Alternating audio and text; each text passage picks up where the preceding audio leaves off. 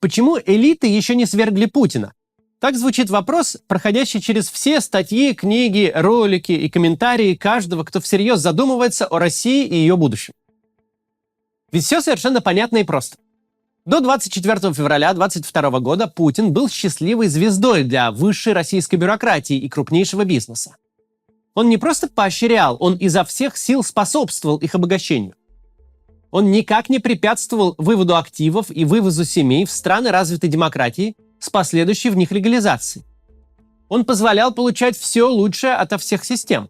С помощью коррупции и отсутствия институтов можно отжать завод или нефтевышку в России, но сохранить прибыль от отжатого завода можно там, где никто ее не отожмет.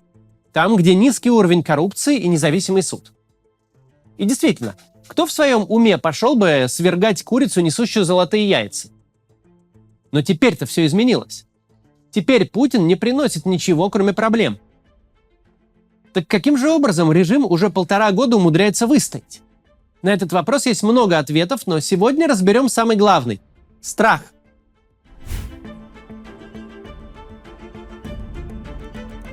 Знаете, почему за полгода с момента выдачи ордера на арест Путин еще ни разу не сделал даже символического шага за границу?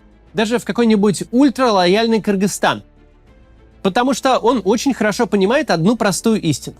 Какой бы малой ни была вероятность его ареста за границей, в случае чего его сразу же сдадут свои. Путин прекрасно понимает цену тем людям, которыми себя окружил. Это приспособленцы, трусы и предатели. Они очень многих уже предали, очень многих кинули, а там многих отвернулись по пути туда, где оказались. И Путина не предали еще только потому, что до ужаса боятся. А вот если дать их страху хоть немного ослабнуть, все-таки угрожать из армянского СИЗО получится уже не так эффективно, то они тут же займутся дележкой власти и спасением собственных шкур, сию минуту забыв даже имя прежнего патрона. Если Путин когда-то и сомневался в этой простой истине, то произошедшее 24 июня, в день Пригожинского мятежа, уж точно вернуло его на землю. Никто за него не то что не встанет, даже не пикнет. Кроме того, Путин прекрасно понимает, что буквально разрушил жизни людей из своего окружения. Они были частью мирового истеблишмента. Завтракали с принцами, их дети сидели за одной партой с юными лордами. А теперь от их статуса осталось только арестованное имущество.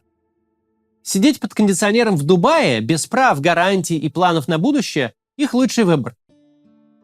Да, Путин забрасывает их все новыми миллиардами с госконтрактов, отдает им имущество ушедших компаний, позволяет воровать втрое больше.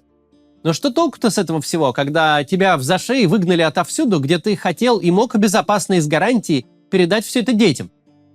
Мы с вами слышали слив разговора Иосифа Пригожина и Фархада Ахмедова. Но можем только гадать, сколько таких разговоров ложится на стол Путина в виде расшифровок. Он не заблуждается в том, что его ненавидят. И в том, что пока зэки ехали на Москву, кто-то замер в ужасе, а кто-то, возможно, даже кто-то из тех, кто каждый день рядом, потирал ручонки в надежде на избавление. А это значит, что единственное, что реально может предложить Путин своим элитам, это страх. Эти предатели и трусы должны бояться его больше, чем кого и чего-либо. Чем западных санкций, чем вооруженных уголовников, чем утраты денег и имущества, чем уничтожения будущего своих детей.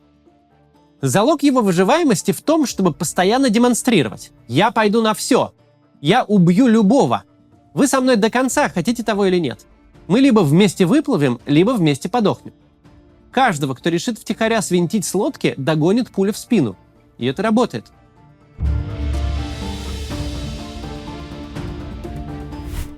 Мы уже говорили, что Дэниэль Трейзман и Сергей Гуриев ныне квалифицируют нашу автократию не как диктатуру обмана, а как диктатуру страха.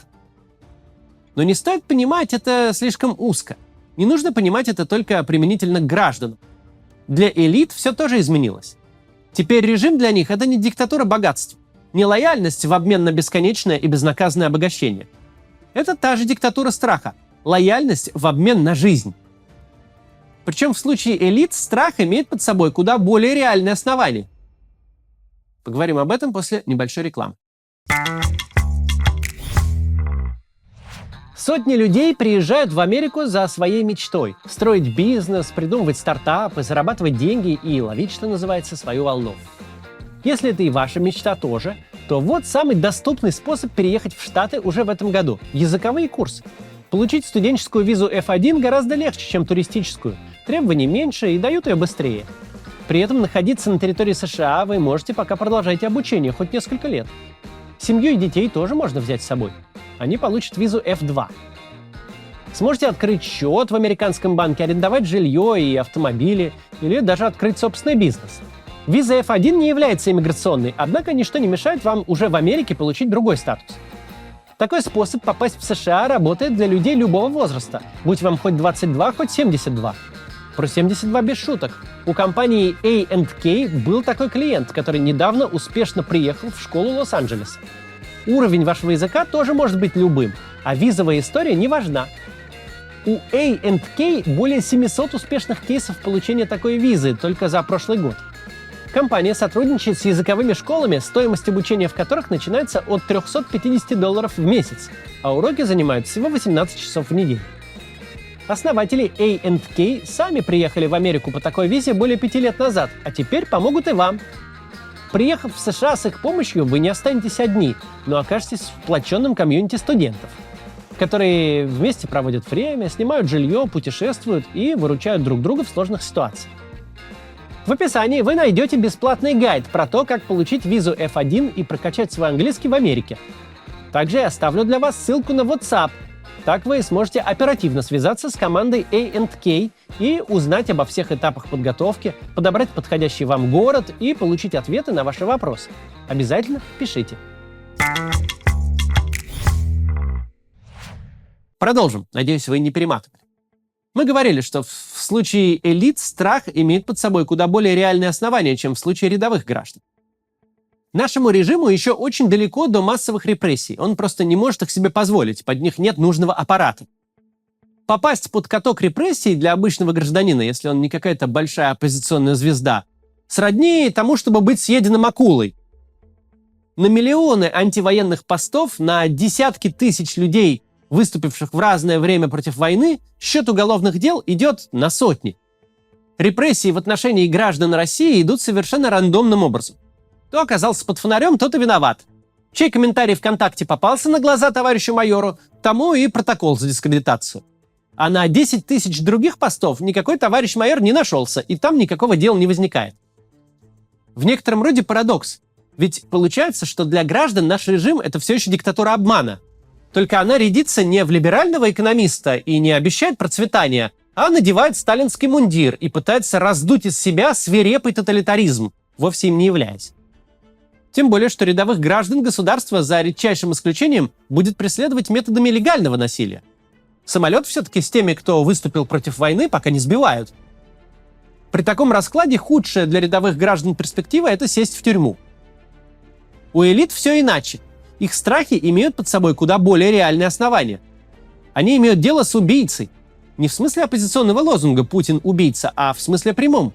Они имеют дело с человеком, который, во-первых, убивает тех, кого считает предателями, а во-вторых, не без причины подозревает в предательстве всех вокруг. Для диктатуры страха это все очень важно. Страх не может быть частичным. Страх должен быть тотальным. Если от страха, как от мобилизации, может избавить пересечение государственной границы в любую сторону, то это уже никакой не страх. У страха, как инструмента управления, есть еще одно очень полезное и очень важное режиму свойство. Страх делает невозможным любой разговор о будущем. О том, где мы окажемся через 5 лет при текущем режиме, о том, как гарантировать передачу имущества и статуса своим детям. Страх сокращает горизонт планирования до недель и дней. Сегодня ты лег спать на свою кровать, а не на шконку СИЗО. Завтра с этой кровати встал, а не оказался лежать на асфальте под окнами кабинета. Уже хорошо, уже неплохо. У запуганного человека будто возникает эффект туннельного зрения. Он перестает воспринимать ситуацию целиком, перестает видеть, к чему идет все. Он всецело занят тем, чтобы следующим шагом не наступить на мину. Я ни в коем случае не предлагаю вам пожалеть российский истеблишмент. Эти люди сами кузнецы своего счастья. Это они построили такой режим, который их грохнет и не поморщится. Просто нам, всем тем, кто не живет с мозгами, вывернутыми наружу, абсолютным ужасом и перманентным ожиданием смерти, стоит иногда заглядывать в это зазеркалье. Потому что если мы туда заглядывать не будем, то у нас, в свою очередь, сложится искаженная картина. Например, нам начнет казаться, что люди в окружении Путина понимают всю степень обреченности ситуации, что они понимают неизбежность перемен и необходимость их возглавить, что они мыслят категориями войны и мира, что ищут выход из тупика. Но нет, к сожалению, ничего подобного не происходит. Запуганные люди мыслят куда более примитивно. Как бы не сдохнуть прямо сейчас, и может быть, что будет завтра. Будет день, и если выживем, будет и пища.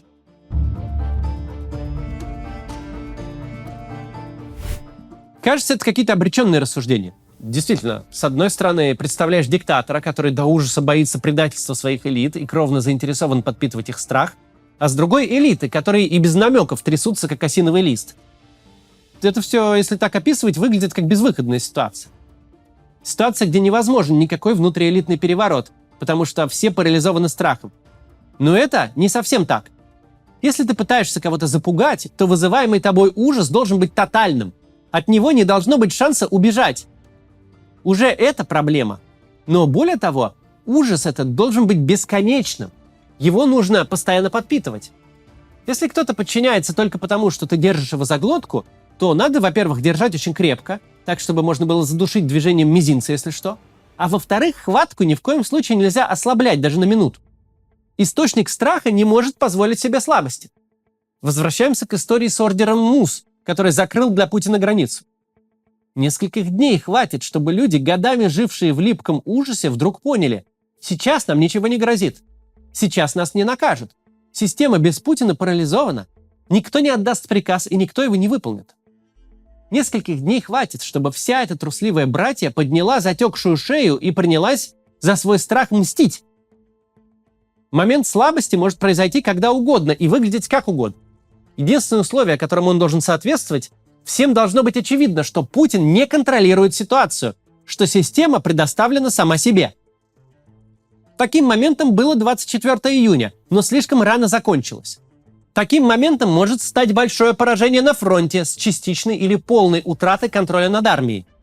Таким событием может стать голосование в марте будущего года, если окажется, что система не справилась и не смогла добыть Путину легитимности.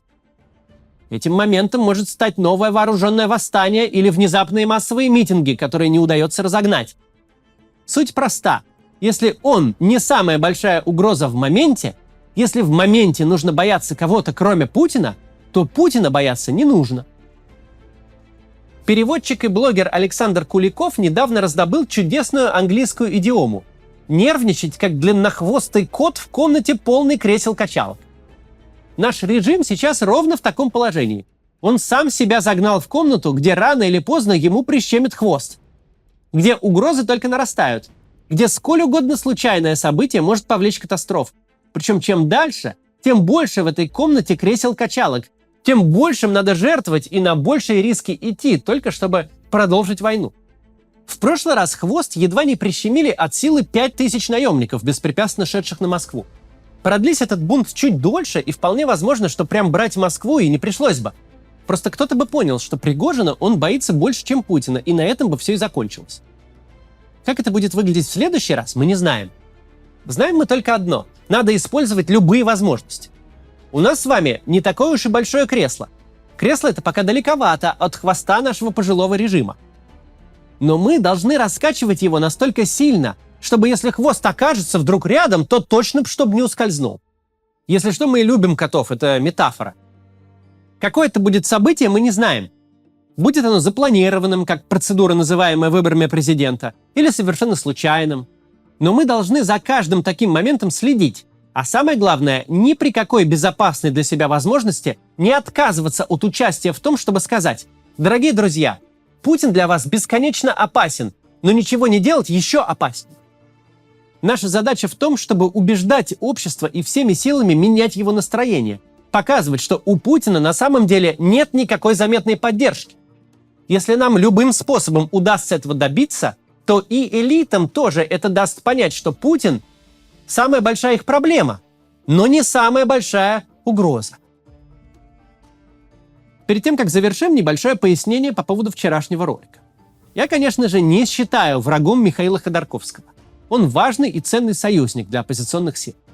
Но я критикую и дальше буду критиковать любых людей, которые вдруг решили поддержать Владимира Путина. Агитируют прямо за него или агитируют не выступать против него. Это то же самое. Я критикую позицию, но не личность. Даже хорошие и умные люди могут занимать опасные и глупые позиции. И об этом надо говорить, чтобы они поменяли свое мнение. До завтра.